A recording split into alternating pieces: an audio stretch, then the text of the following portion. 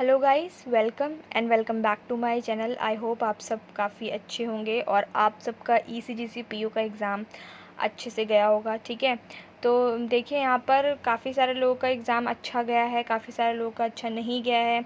ठीक है, और ईसीजीसी पीयू की अगर हम बात करें जो इस बार आया है उसका लेवल, और अगर हम 2021 के लेवल को कंपेयर करें तो बहुत ज़्यादा डिफरेंस था। इस बार का लेवल जो था वो काफ़ी ज़्यादा टफ़ था, पेपर बहुत लेंदी था। ठीक है, क्वेश्चंस जो थे आपके ट्रिकी थे।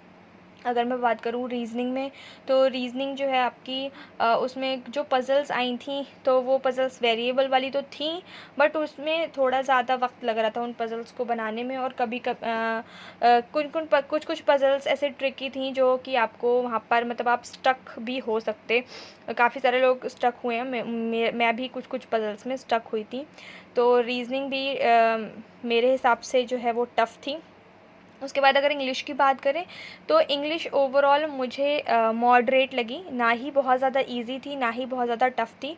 क्योंकि इजी मैं इसको इसलिए नहीं कहूँगी क्योंकि डायरेक्ट बहुत ज़्यादा मतलब थोड़ा सा पढ़ने में वक्त लगता है। तो अगर एक होता है कि अगर हम उसको ईज़िली पढ़ ले रहे हैं तो उसे हम ईज़ी में डालेंगे, लेकिन इसको पढ़ने में भी थोड़ा वक्त लग रहा था, तो टाइम थोड़ा कंज्यूमिंग था, तो इसलिए मैं इसे मॉडरेट में डालूँगी। क्वेश्चंस जो है आपके इंग्लिश में ऑलमोस्ट वही पैटर्न था, बट यह थोड़ा सा उसको एक लेवल अप करके दिया था। जैसे अगर अगर हम उसकी बात करें कॉलम मैच द कॉलम की बात करें तो पिछली बार 2 दिए थे, इस बार 3 कॉलम्स थे, उन तीनों का मतलब आपको मैच करना था। ठीक है, इस तरीके के क्वेश्चंस थे। तो इंग्लिश ओवरऑल मुझे मॉडरेट लगी और इंग्लिश में मेरे अटेम्प्ट भी मतलब लाइक 30+ हैं। ठीक है, उसके बाद अगर हम बात करें कंप्यूटर की, कंप्यूटर इजी था सारे ही सब्जेक्ट में। सबसे ज़्यादा अगर आप बात करो इजी, वो आपका कंप्यूटर था, क्योंकि कंप्यूटर में डायरेक्ट क्वेश्चन पूछे गए थे इस बार, और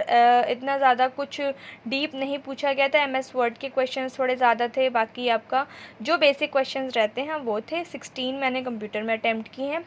उसके बाद जिसमें से एक आध दो में गैस वर्क है, बाकी मेरे कन्फर्म्ड है उसमें। उसके बाद बात करें जीए की, तो जीए थोड़ा सा आपका डिटेल था। इससे पहले मैंने आरबीआई दिया था एक दिन पहले।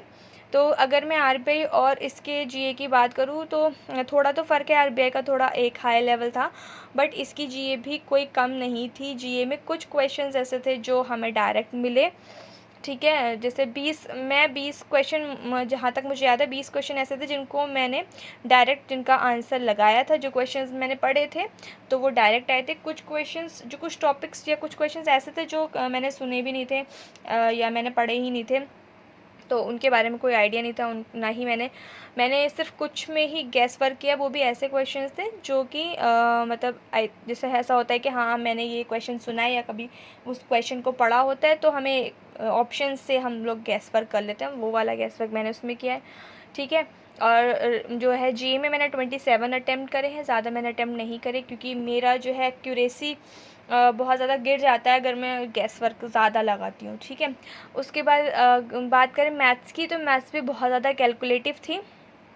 ठीक है, डीआई जैसे पिछली बार आपका जो लाइन चार्ट डीआई आई थी, लाइन ग्राफ वाली, तो वो डायरेक्ट उसको उसमें आपको जो है डेटा दिया गया था। लेकिन फर्स्ट शिफ्ट में, मेरी फर्स्ट शिफ्ट थी, तो उसमें जो लाइन ग्राफ आपकी लाइन चार्ट जो डीआई थी वो आपकी दी थी कि आपको वहाँ पर दो मतलब बोट्स के दिए थे। ठीक है, स्टिल वाटर में बोट की आपको स्पीड दे रखी थी, और वहाँ पर आपकी जो करंट वाटर उसमें स्पीड दे रखी थी। ठीक है, तो बेसिकली आपका ये अर्थमेटिक बेस था, डायरेक्ट नहीं था। उसमें भी अर्थमेटिक आपको लगानी पड़ती है। अगर आपको कॉन्सेप्ट नहीं पता होता बोट एंड स्ट्रीम का, what is upstream what is down stream, तो आप वो डीआई को नहीं सॉल्व कर पाते। तो ऐसी डीआई थी।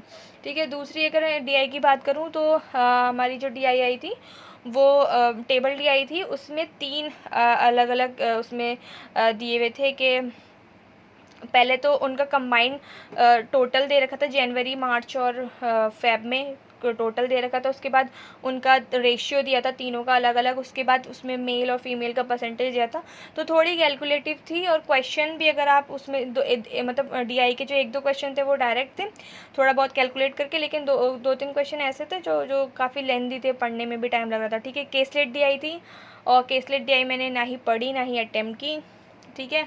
तो क्वांट में और बाकी क्वांट में वही 5 आपके रेसिंग सीरीज़ आई थी, ठीक थी। 5 क्वाड्रेटिक थे, वो भी ठीक थी, और 5 आपके ये अप्रॉक्सीमेशन आए थे हमारे में, तो वो भी ऑलमोस्ट मतलब इजी लेवल था उसका। बाकी जो क्वेश्चन थे आपके अर्थमेटिक के कुछ कुछ ठीक ईजी थे, कुछ कुछ जो है कैलकुलेटिव थे। तो अगर मैं बात करूँ अपने अटैम्प्ट्स की, तो मेरे 20+ अटैम्प्ट हैं। एग्जैक्टली मुझे याद नहीं है कितने, क्योंकि मैं लास्ट में उसको नोट नहीं कर पाई मैंने कितने अटैम्प्ट किए हैं। तो 20+ मेरे अटैम्प्ट उसमें हुए हैं, ठीक है। तो अराउंड 100+ मेरे अटैम्प्ट हैं पूरे टोटल मिलाकर। बाकी अगर हम डिस्क्रिप्टिव की बात करें, तो डिस्क्रिप्टिव में कोई भी ऐसा करंट टॉपिक नहीं पूछा गया था जो हमने एक्सपेक्ट किया था लास्ट ईयर के बेसिस पे कि कोई करंट टॉपिक हमें मिलेगा या फिर कोई एक जनरल टॉपिक मिलेगा। तो जनरल टॉपिक भी आपका ऐसा नहीं, बहुत ईजी नहीं आया था। जैसे last year importance of mental health आ गया था, ठीक है, और आपका कोरोना वायरस कोविड-19 का जो इम्पैक्ट था वो पूछा गया था। लेकिन इस बार हमारी शिफ्ट में जो पूछा गया था, हमारी शिफ्ट में पहला जो था कि रूरल इंफ्रास्ट्रक्चर का क्या इम्पैक्ट, मतलब कितना इम्पॉर्टेंट है रूरल इंफ्रास्ट्रक्चर का development for a Nations economy, ठीक है। और दूसरा था जो आपका कम्युनिकेशन बैरियर होता है, वो किसी ऑर्गेनाइजेशन में, मतलब इस टाइप का ही कुछ था, मैंने उसको अटेम्प्ट नहीं किया था। तो कम्युनिकेशन बैरियर था टॉपिक। उसके बाद आपका अगर हम प्रेसी की बात करें, तो प्रेसी भी बहुत ऐसा, लास्ट ईयर प्रेसी थोड़ा सा, अगर आप बहुत इजी लैंग्वेज थी प्रेसी की, बट इस बार प्रेसी जो थोड़ा सा टिपिकल टाइप था, उसका जो है उसको लिखने में आपको थोड़ा वक्त लग रहा था। प्रेसी में मुझे ज़्यादा टाइम लगा उसको अच्छे से लिखने में, ठीक है। ओवरऑल जो पेपर अगर मैं बताऊँ यहाँ पर, तो पेपर जो है ओवरऑल टफ़ था कंपेयर टू लास्ट ईयर, ठीक है। और इस बार देखो वैकेंसीज़ भी ज़्यादा हैं अगर हम कंपेयर करें लास्ट ईयर से। तो मैं यहाँ पर कोई भी कट ऑफ का प्रेडिक्शन नहीं करूँगी, क्योंकि I am also an aspirant, और इवन कोई भी जो है कट ऑफ प्रिडिक्ट नहीं कर सकता है, ठीक है। कोई भी अगर आपसे आके कह रहा है कि इतना मतलब ये कट ऑफ चलेगा, ये कट ऑफ चला जाएगा, नहीं। अभी हम देख रहे हैं लास्ट कुछ दिनों से कि जो भी कट ऑफ प्रेडिक्शंस हो रहे हैं, कहीं ना कहीं मतलब उन कट ऑफ से ऊपर या नीचे ही जा रहा है। तो अभी हमें इस तरीके से कुछ कट ऑफ्स के बारे में ध्यान नहीं देना है। देखो हमारा एग्ज़ाम हो चुका है, हमने अपना 100% दे चुके हैं, ठीक है। अब हमारा काम क्या है, अब आप ये मत करिएगा कि आप इस चैनल पे जा रहे हो और कट ऑफ प्रेडिक्शन देख रहे हो, उस चैनल पर जा रहे हो और कट ऑफ प्रेडिक्शन देख रहे हो। This will not gonna work, ठीक है। आपका टाइम ही वेस्ट करेगा ये चीज़, और कुछ नहीं होने वाला इससे, ठीक है। जो भी होगा आपने अपना 100% दे दिया है। जब भी रिज़ल्ट आएगा आपको आपका रिज़ल्ट आपका मिल जाएगा, आपका पास हो या फेल हो, ठीक है। और उसके बाद क्या बोलते हैं, आपको टाइम अच्छा खासा 15 से 20 दिन या फिर ज़्यादा मिलेगा इंटरव्यू की प्रिपरेशन के लिए। तो उसके लिए कोई लोड लेने की ज़रूरत नहीं है। अब देखो काफ़ी सारे लोग इस उसमें होंगे, उनको पता होगा काफ़ी सारे लोगों को कि मेरा ये नहीं होने वाला है, ठीक है। काफ़ी सारे लोग इस उसमें होंगे कि हाँ मेरा हो सकता है, ठीक है। 2 कैटेगरी में आएंगे। तो देखो जिनको ये लगता है मेरा नहीं होगा, क्योंकि उनके अगर अटेम्प्ट ही 100 से कम है या बहुत ज़्यादा कम है, तो जाहिर सी बात है, या फिर उनका डिस्क्रिप्टिव वो कंप्लीट नहीं कर पाए, हो सकता है किसी ने डिस्क्रिप्टिव नहीं किया हो, तो उनके लिए उनको तो ध्यान ही नहीं देना चाहिए इस पे। और जिनको लगता है कि हाँ मेरा हो सकता है, ठीक है, तो वो इतना मतलब उनको इस चीज़ को लेके चलना है कि हाँ उनका हो सकता है। लेकिन आपको और भी जो तैयारी आप कर रहे हो उसको छोड़ना नहीं है, ठीक है। जितने भी अपकमिंग एग्ज़ाम्स हैं हम उनको जो है कवर करेंगे अब, क्योंकि अगर आप अभी छोड़ दोगे पढ़ाई तो बहुत ज़्यादा दिक्कत होने वाली है। क्योंकि कोई भी एग्ज़ाम जो होता है, हम क्या करते हैं, एक एग्ज़ाम हो गया और 1 हफ़्ते तक 2 हफ़्ते तक हम उसी एग्ज़ाम के पीछे पड़ जाते हैं कि इसकी कट ऑफ क्या होने वाली है, इसका रिज़ल्ट कब आएगा। अलग अलग चैनल्स पे जाके हम पूछते हैं वो when will result come, cut off क्या होने वाली है, गुड अटेम्प्ट्स क्या हैं, ये सब, ठीक है। तो ये सब उन लोगों के काम हैं जिनके पास कोई काम नहीं है, ठीक है। आपको क्या करना है, आपने अपना 100% दे दिया।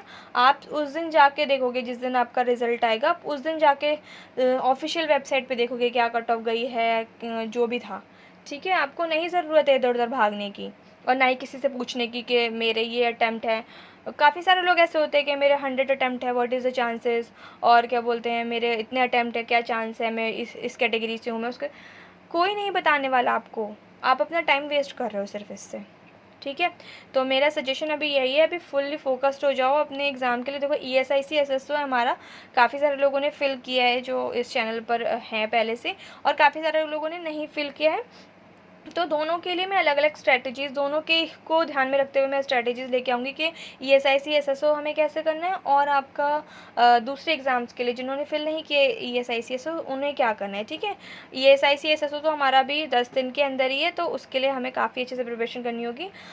इसके बाद मैं ESIC SSO के लिए ही वीडियो लेकर आने वाली हूँ, ठीक है। Thank you and all the best. अपनी तैयारी अच्छे से रखिएगा और फालतू टाइम वेस्ट मत करिए। Okay, bye.